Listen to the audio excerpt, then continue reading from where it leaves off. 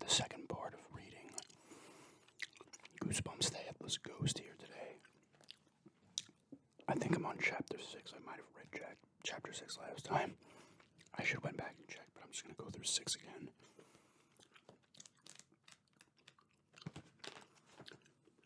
I kind of breezed through it. The two kids are like scare the neighborhood kids with their pranks and stuff. And now they're going to try to go do a prank of a headless ghost. So they're going to do the tour and sneak off on the tour.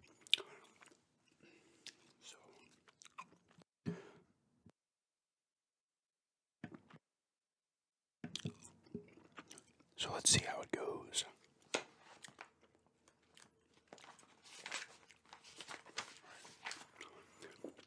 Oh yeah, I'm in this different spot again because the glare is just, it's like 3:30 and the sun is just beaming down that window. Excuse me, I cried. Stephanie, what are you talking about? We'll take the Hill House tour and sneak off on our own. Stephanie replied thoughtfully. I shook my head. Give me a break. Why do we do that? I may have read this. Stephanie's face seemed to glow, floating by itself in the tree trunk. We'll sneak off on our own to search for the ghost's head. That's what they want to do. I stared back at her. You're kidding, right? I walked behind the tree and tugged her away from it. The floating head trick was starting to give me the creeps. No, Dwayne, I'm not kidding, she replied, shoving me away. We need a challenge. We need something new. Prowling around the neighborhood, terrifying everyone we know. That's just kid stuff. Boring. But you don't believe this story about the missing head, do you? I protested. It's just a ghost story. We can search and search. But there is no head. It's all a story they made up for the tourists. Stephanie narrowed her eyes at me. I think you're scared, Dwayne. Huh? Me? My voice got pretty shrill. Mine didn't. Cloud rolled over the moon, making my front yard even darker. A chill ran down my back. I pulled my jacket around me tighter. I'm not afraid to sneak off from the tour and search. Hill House on our own, I told Stephanie. I just think it's a big waste of time.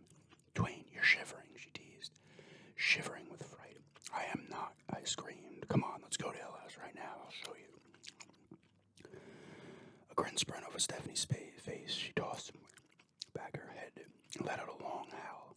A victory howl. This is going to be the coolest thing the Twin Terrors have ever done, she cried, slapping me a high five that made my hands sting. She dragged me up Hill Street the whole way there. I didn't say a word. Was I afraid? Maybe a little. We climbed the steep weed-choked hill and stood before the front steps of Hill House. The old house looked even bigger at night. 3 stories tall with turrets and balconies and dozens of windows, all dark and shuttered. All the houses in our neighborhood are brick or clapboard. I don't know what that is. I probably do, but I don't. Hill House is the only one made out of stone slabs, dark gray slabs. I always have to hold my breath when I stand close to Hill House. The stone is covered with a blanket of thick green moss. 200 years of it, putrid, moldy moss, doesn't exactly smell like a flower garden. I peered up at the round turret that stretched to the purple sky, a gargoyle, carved in stone, perched at the very top. It grinned down at us as if challenging us to go inside. My knees suddenly felt weak. I actually don't think I read this one. The house stood in total darkness except for a single candle over the front doorway. But the tours were still going on. The last tour left at 30 every night. There goes a helicopter. The last tour left at 30. At 10:30. Every night, the guide said the late tours were the best time to see a ghost. I read the sign etched in stone beside the door. Enter Hill House and your life will be changed forever.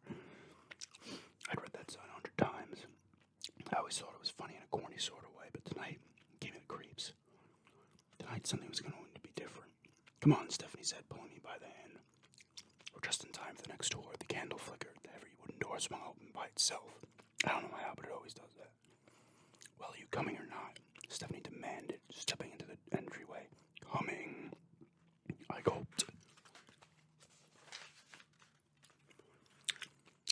Otto missed a step. As we stepped inside the door, Otto always reminds me of an enormous dolphin. He has a big, smooth, bald head, and he's sort of shaped like a dolphin. He must weigh about 300 pounds. Otto was dressed entirely in black as always. Black shirt, black pants, black socks, black shoes and gloves. You guessed it, black. It's the uniform that all tour guides wear. "Look who's here," he called. "Stephanie and Dwayne." He broke out into a wide grin, his tiny eyes flashed in the candlelight. "Our favorite guide," Stephanie greeted him. "Are we in time for the next tour?" We pushed through the turnstile without paying. We're such regulars at Hill House that they don't even charge us anymore. "About 5 minutes, guys," Otto told us. "You two are out late tonight, huh?" "Yeah, well," Stephanie hesitated. "It's more fun to take the tour at night, isn't it, Dwayne?" She jabbed my side. "You can say that again," I mumbled. We moved onto the front hall with some others who were waiting for the tour to begin, teenagers mostly, out on dates.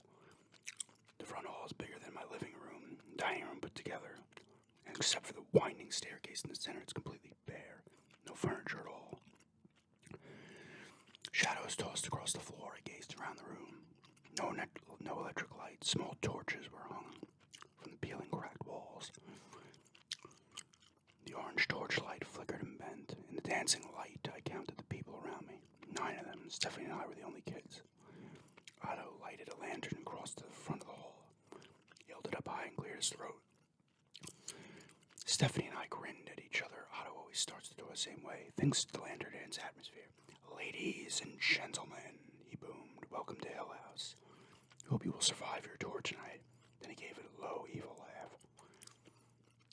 Stephanie and I mouthed Otto's next words along with him. In 1795, a prosperous sea captain, William P. Bell, built himself a home on the highest hill in Wheeler Falls.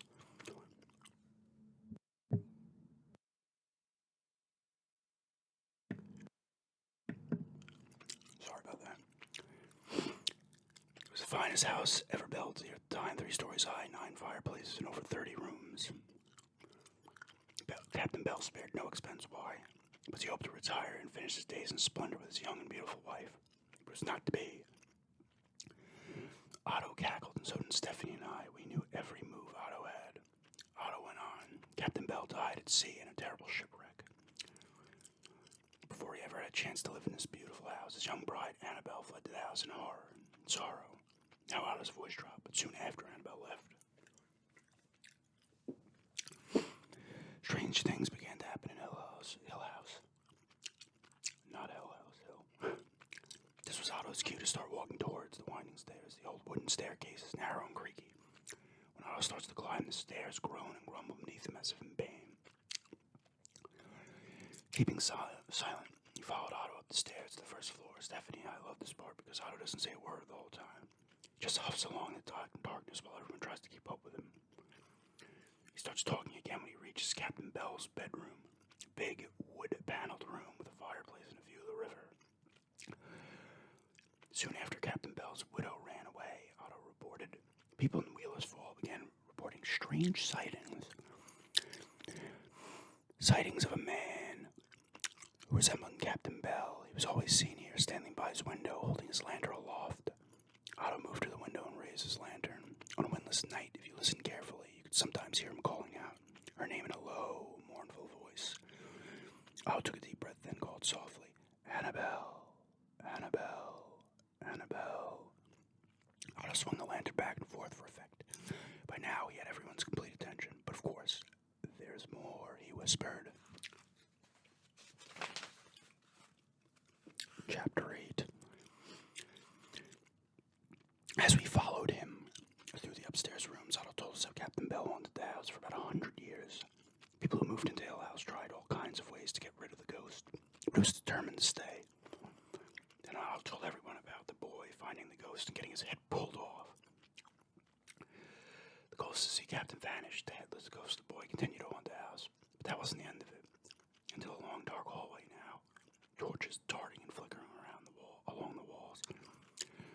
Tragedy continued to haunt Hill House. Otto continued. Shortly after young Andrew Craw's death, his 12-year-old sister Hannah went mad. "Let's go to our room next." He led us down the hall to Hannah's room. Stephanie loves Hannah's room. Hannah collected porcelain dolls, and she had hundreds of them, all with the same long yellow hair, painted rosy cheeks, and blue tinted eyelids.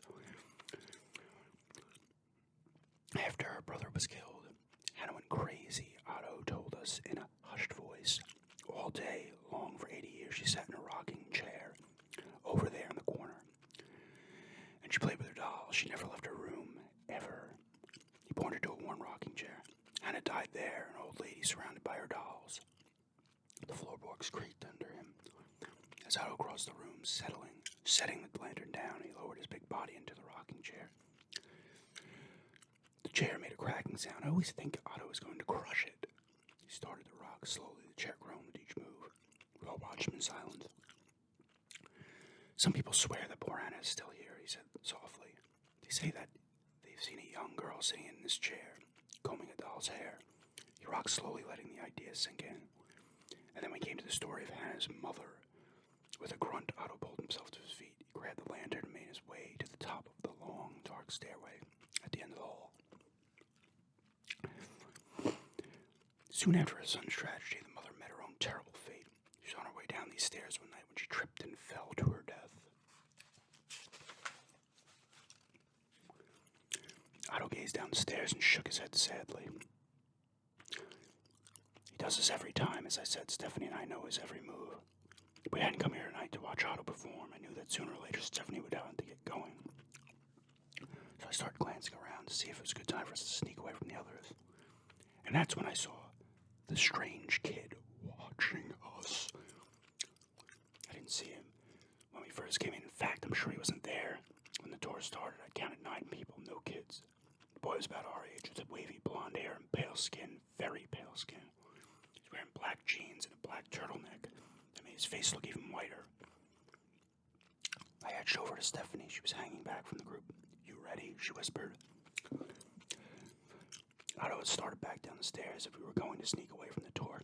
Now's the time. But I could see that the weird kid was still staring at us, staring hard. He was giving me the creeps. "We can't go, someone's watching us," I whispered to Stephanie. "Who?" "That weird kid over there," I motioned with my eyes. He was still staring at us. He didn't even try to be polite. He turned away when we caught him. Why was he watching us like that? What was his problem? Something told me we should wait. Something told me not to hide from the others just yet. But Stephanie had other ideas. "Forget him," she said. "He's nobody." She grabbed my arm and tugged. "Let's go."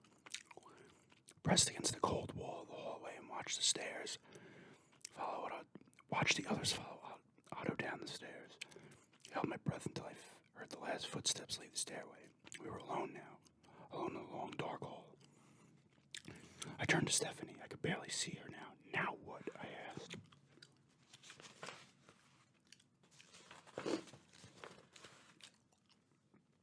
Chapter 9.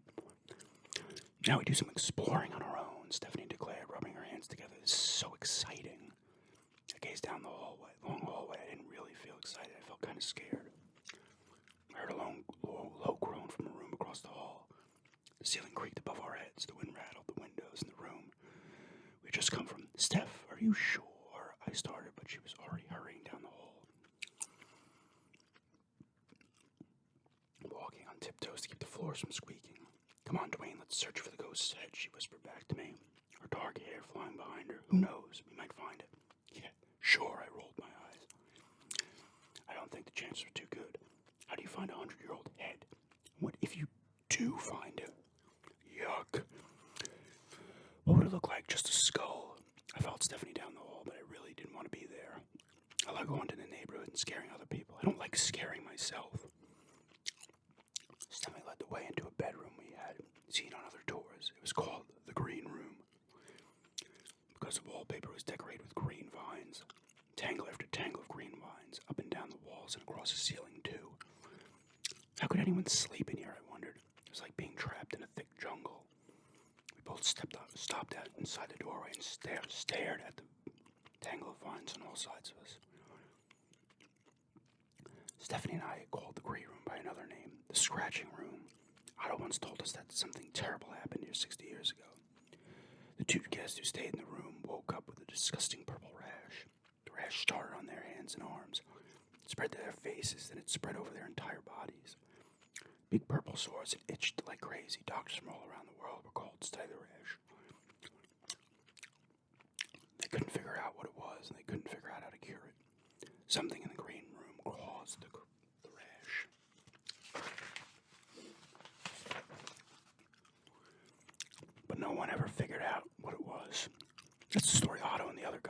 might be true. All the weird, scary stories Otto tell might be true. Who knows? Come on, Dwayne, Stephanie prodded. Let's look for the head. We don't have much time before Otto sees that we're missing. She trotted across the room and dove under the bed. Steph, please, I started. Please. I stepped carefully over the low wooden dresser in the corner. We're not going to find the ghost head in here. Let's go, I pleaded. She couldn't hear me. She had climbed under the bed. Steph. After a few seconds, she backed out as she turned towards me. I saw that her face was bright red. Dwayne, she cried. I. Her dark eyes bulged. Her mouth dropped open in horror. She grabbed the sides of her face. What is it? What's wrong? I cried, stumbling across the room towards her. Oh, it itches.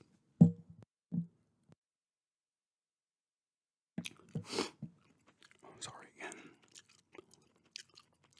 Oh, it itches. It itches so badly, Stephanie wailed. I started to cry out, but my voice got caught in my throat. Stephanie began to rub her face. She frantically rubbed her cheeks, her forehead, her chin. Ow, it itches. It really itches. She started to scratch her scalp with both hands. I grabbed her arm and tried to pull her from the floor. The rash. Let's go home, I cried. Come on, your parents will get the doctor in him. I stopped when I saw she was laughing. I dropped her arm and stepped back. She stood up straight in her hair. Dwayne, you jerk, she muttered. Are you going to fall for every dumb joke tonight? No way, I replied angrily. I just thought. She gave me a shove. You're too easy to scare. How could you fall for such a stupid joke? I shoved her back. Just don't pull any more dumb jokes, okay? I snarled. I mean it, Stephanie. I don't think it's funny. I really don't. I'm not going to fall for any more stupid jokes. I don't even try. Foreshadowing. She wasn't listening to me. She was staring over my shoulder, staring open mouth shock. Oh, I don't believe it, she stammered. There it is. There's the head.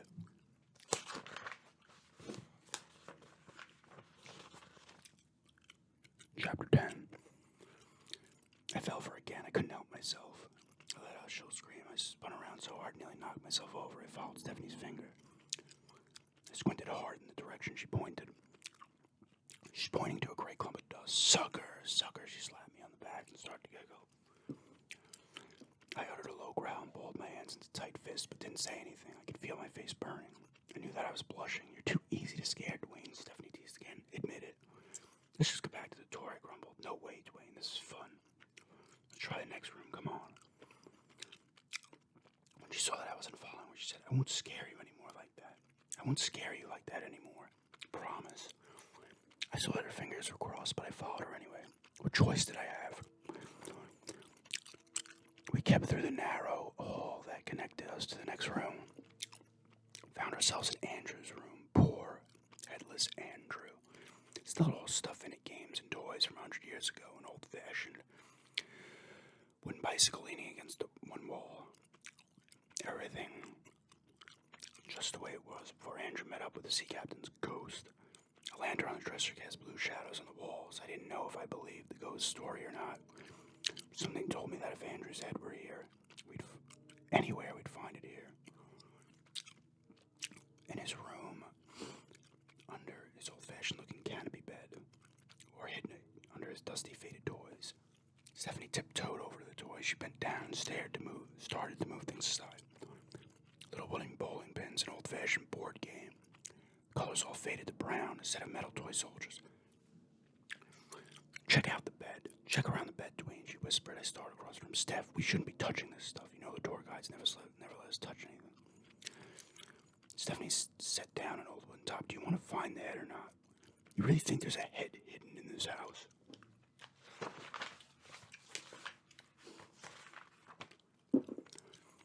Dwayne, that's what we're here to find out, right? I sighed and stepped over the bed. I could see there was no argument with Stephanie tonight. I tucked my head under the purple canopy and studied the bed. The boy actually slept in this bed, I told myself. Andrew actually slept under his quilt 100 years ago. Under this quilt 100 years ago. Although it gave me a chill. I tried to picture a boy about my age, sleeping in this heavy old bed. Go ahead, check out the bed, Stephanie instructed from across the room. I leaned over and patted the gray and brown patch of her quilt. It felt cold and smooth. I punched the pillows. They felt soft and feathery. Nothing hidden inside the pillowcases.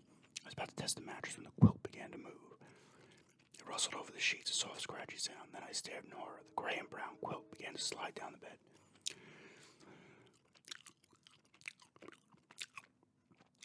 was no one in the bed, no one, but someone was pushing the quilt down to the bottom of the bed. I swallowed a scream. "You've got to move faster, Dwayne," Stephanie said. I turned and saw her standing at the end of the bed, holding the bottom of the quilt in both hands. "We don't have all night," she declared. She pulled the quilt down further. "Nothing in the bed. Come on, let's move on." This is chapter 11, by the way. Only, no ghost in the bed, no ghost pushing down. Oh, wait. As a sigh escaped my lips, Stephanie had tugged down the quilt and scared me again. No ghost in the bed, no ghost pushing down the covers. To climb out and grab me, only Stephanie. At least this time she hadn't seen how frightened I was. We worked together to pull the quilt back into place. She smiled at me. "This is kind of fun," she said. "For sure," I agreed. I hope she couldn't see that I was still shaking. It's a lot more fun. Tossing rubber spiders into Ben Fuller's bedroom window. I like being in this house so late at night. I like sneaking off from the group. I can feel a ghost lurking nearby, Stephanie whispered. "You can," I stammered, glancing quickly around the room. My eyes stopped at the bottom of the door to the hallway. There it sat on the floor, wedged between the door and the wall. Half hidden in deep shadow. The head. This time I saw the head. Not a joke. Not a cruel trick. Through the gray and black shadows, I saw the round skull, and I saw the two black eye sockets. Empty eye sockets. Two dark holes in the skull. Staring up at me, I grabbed Stephanie's arm. I started to point. There was no need. Stephanie saw it too. Alright, I'll do 12. It's only 2 pages. We're getting there. I saw the first.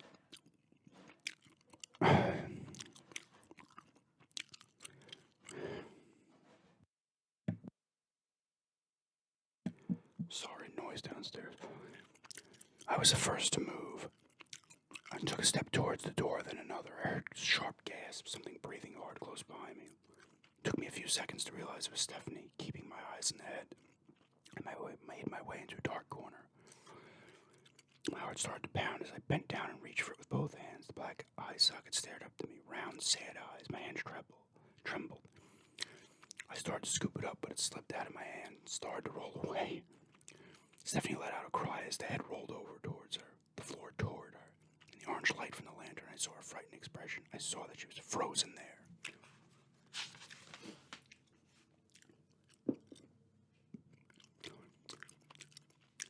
The head rolled over the floor and bumped against her sneaker. It came to a stop inches in front of her.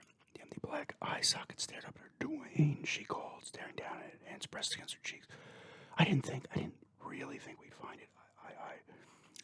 I heard back across the room. It's my turn to be the brave one, I decided. My turn to show Stephanie that I'm not a wimp who's afraid of every shadow. My turn to show Stephanie. I scooped up the ghost's head in both hands. I raised it in front of Stephanie, then I moved toward the lantern on the dresser top. The head felt hard, smoother than I thought. The eye sockets were deep. Stephanie stayed close by my side. Together we made our way into the orange lantern light. I let out a groan when I realized I wasn't carrying a ghost's head. Stephanie groaned too when she saw what I held in my hands. And I will stop it there to find out, to let you guys know what they found next time.